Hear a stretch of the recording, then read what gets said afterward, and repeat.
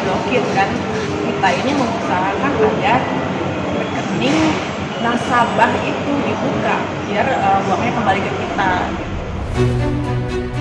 Ade Nurul adalah salah satu nasabah Wana Arta Life yang uangnya sekitar 1 miliar terblokir. Perjuangan nasabah Wana Arta Life yang tergabung di wadah Forum Nasabah Wana Arta Life atau Forsawa akhirnya akan terus berlanjut.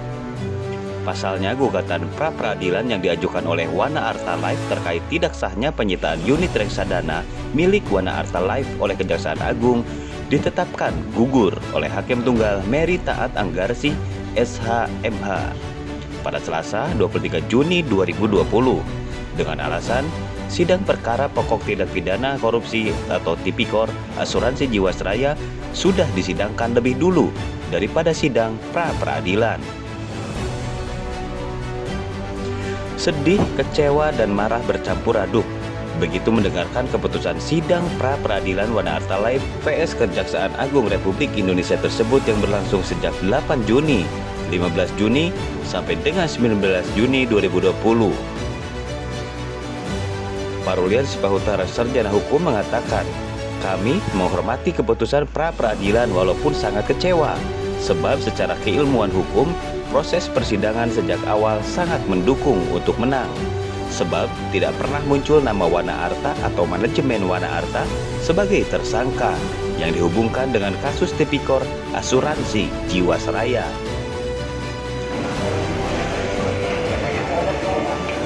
Saya kecewa, sungguh sangat kecewa.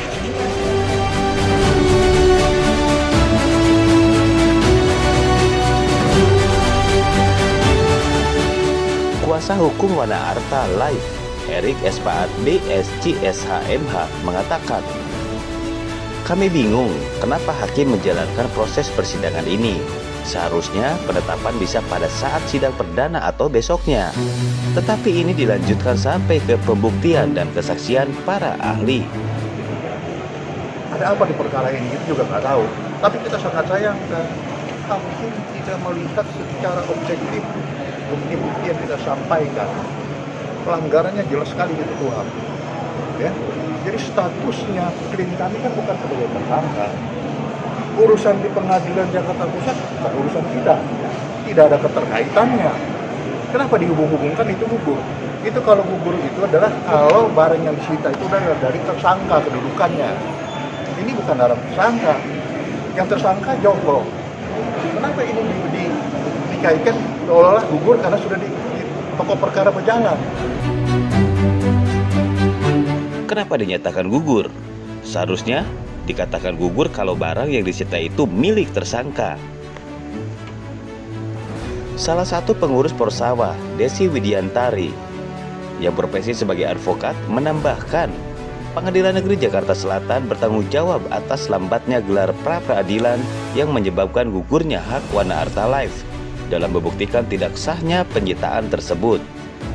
Pengadilan Negeri Jakarta Selatan sepatutnya memahami bahwa pra-peradilan adalah permohonan yang harus digelar, diperiksa, dan diputus dengan cepat agar tidak keduluan sidang pidana pokoknya.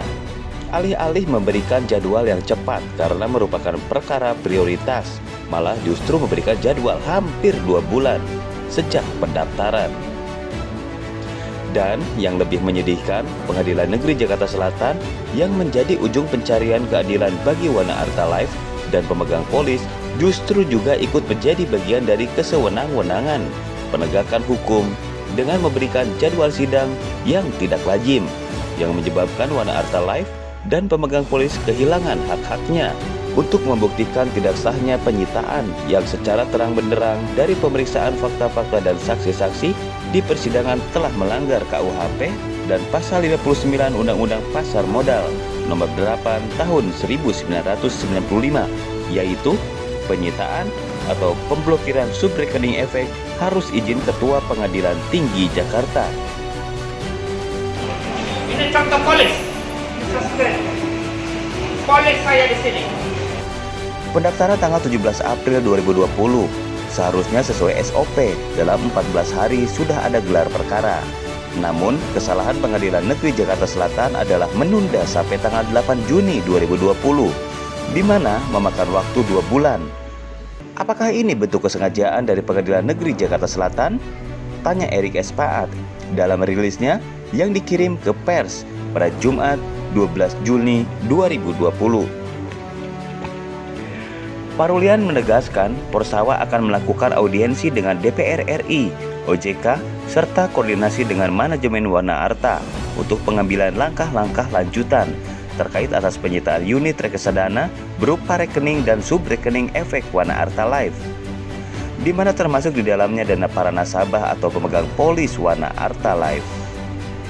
Mari kita bersatu dan pastikan semua kita tetap mengawal proses ini sampai nasabah Wana Arta Life mendapatkan kembali hak-haknya yang tertunda.